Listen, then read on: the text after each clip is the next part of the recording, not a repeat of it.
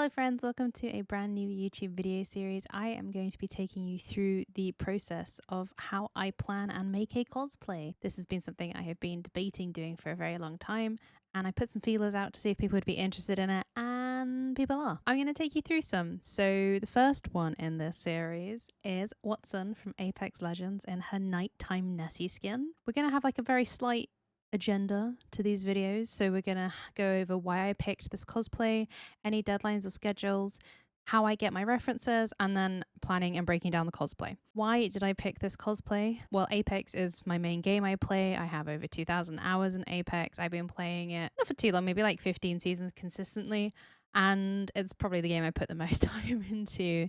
And then why Wattson? I am actually a Mirage main, not a Wattson main, though I do play her. But when this skin dropped, I was instantly captivated by it, and I was like, I'm gonna have to make this.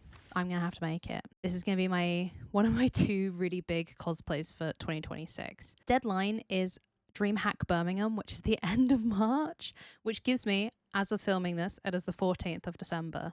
It gives me about 100 days before I have to travel to DreamHack, which is not too bad. Like, I have just over 3 months. Now, references.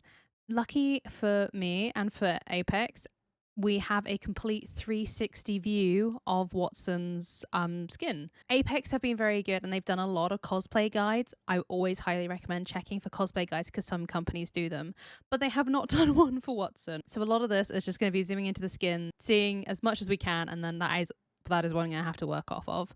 I have gathered all these pictures. Here they are, of like zoomed in pieces, and then I'm going to get someone to take pictures of me in like the fire range or something at some point, like looking down scopes and stuff so I can zoom into specific areas as and when I need them. As for planning, I try and split things up into like 4 main sections. So like the head, the torso, the bottoms, and then any big props. For Wattson, in the head section, if you will, we have her wig. I am not blonde, so I need a short little cute blonde wig. She has her scars, so I need to figure out the makeup and the patterns for that. And then the cute little Nessie headband. The torso, which is a bit weird because she's wearing a onesie, so the torso kind of covers the torso and the bottom part, but it's fine.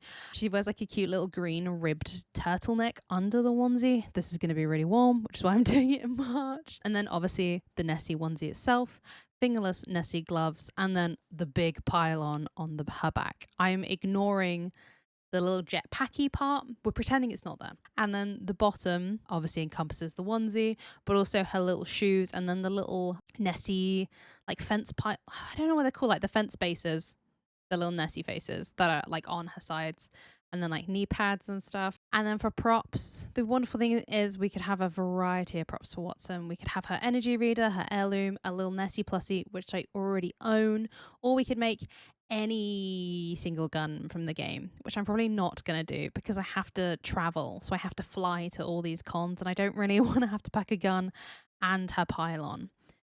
Other things I take into account at this stage is, do they have a bag? Do they have any pockets? And how big are the props? So for example, the pylon, it's huge. So I need to figure out how that's going to disassemble to fit into a suitcase. And she doesn't have any obvious bags. I love making either a themed bag or hidden pockets. Here are some examples. We made a themed Glinda bag, and my Fallout cosplay vault suit actually is just hidden pockets.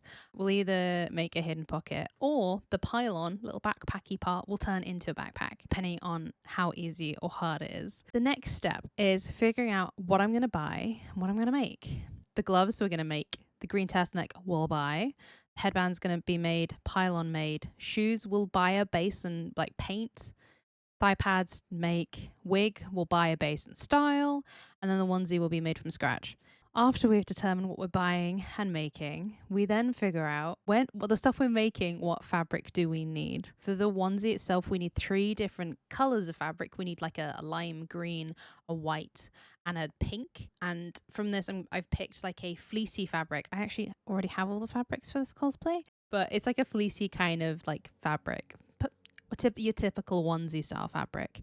And then we need white and green vinyl for the gloves, the headband, and part of the pylon. And that's the base stuff that I found so far. I've also found this wig, which I'm going to use as a base, which will be fine. The other thing you need to think of is, are you going to buy any patterns? What am I going to need? Like thread, accessories, buttons, zips, etc. I have this base onesie pattern that we'll use and alter, and then I need like a giant gold zip.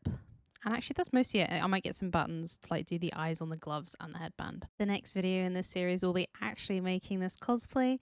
Keep an eye out for that, and also keep an eye out for some more planning cosplays. My cos plans for 2026 are here, so you'll be seeing all the videos for Marigold, Silky, Blonde Blazer, Glinda, Vex. These may change. I'm very indecisive when it comes to cosplay, so don't keep my word for these. Make sure you tune in and subscribe if you'd like to see more, and I'll see you next time. Goodbye.